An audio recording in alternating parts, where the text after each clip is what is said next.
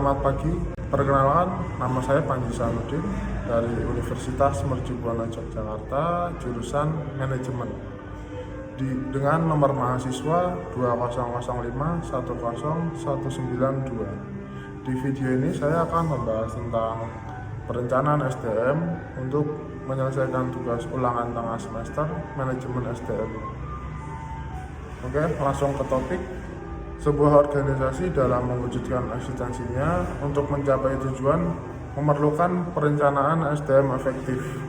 Sebab organisasi tanpa didukung karyawan yang sesuai baik dari mutu atau kualifikasinya yang dibutuhkan maupun jumlah, terdapat kecenderungan organisasi tersebut tidak akan mempertahankan keberadaannya, apalagi berkembang di masa yang akan datang. Perencanaan SDM berkaitan dengan kegiatan untuk meramalkan kebutuhan dan persediaan SDM di masa mendatang, mengembangkan rencana pengembangannya, dan mengidentifikasi kebutuhan jangka pendek dan jangka panjang.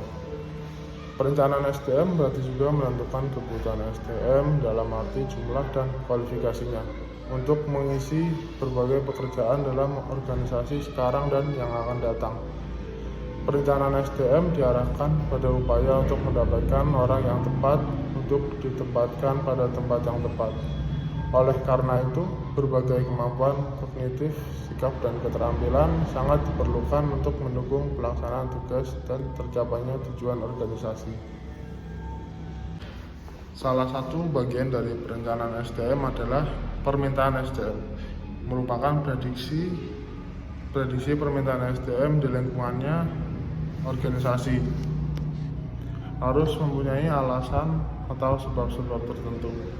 Prediksi ini harus didasari alasan yang kuat untuk memastikan bahwa permintaan SDM merupakan kebutuhan objektif organisasi, bukan disebabkan oleh ketidakmampuan mendayagunakan secara efektif dan efisien, sehingga diharapkan akan menghasilkan SDM yang mampu bekerja secara efektif dan efisien dalam memberikan kontribusi pada usaha organisasi dalam mencapai tujuan strategis. Ada 3 faktor yang menjadi sebab permintaan SDM, yaitu 1. Faktor internal, 2. Faktor eksternal, dan yang terakhir faktor tenaga kerjaan. Faktor internal merupakan permintaan SDM yang bersumber dari kekurangan SDM di dalam organisasi atau perusahaan untuk melaksanakan bisnisnya. Terdiri dari 1. Faktor rencana strategik atau dalam kurung Renstra dan rencana operasional Renov. 2. Faktor prediksi produk dan penjualan. 3. Faktor pembiayaan SDM. 4. Faktor pembuka bisnis baru. 5. Faktor desain organisasi dan desain pekerjaan. 6. Faktor keterbukaan dan keikutsertaan. Setelah Departemen Personalia membuat permintaan SDM, langkah selanjutnya adalah suplai SDM. Ada 2 sumber pemenuhan, yaitu 1. Internal. Suplai internal berasal dari para karyawan yang ada sekarang yang dapat dipromosikan atau dipindah tugaskan. 2. Yaitu eksternal.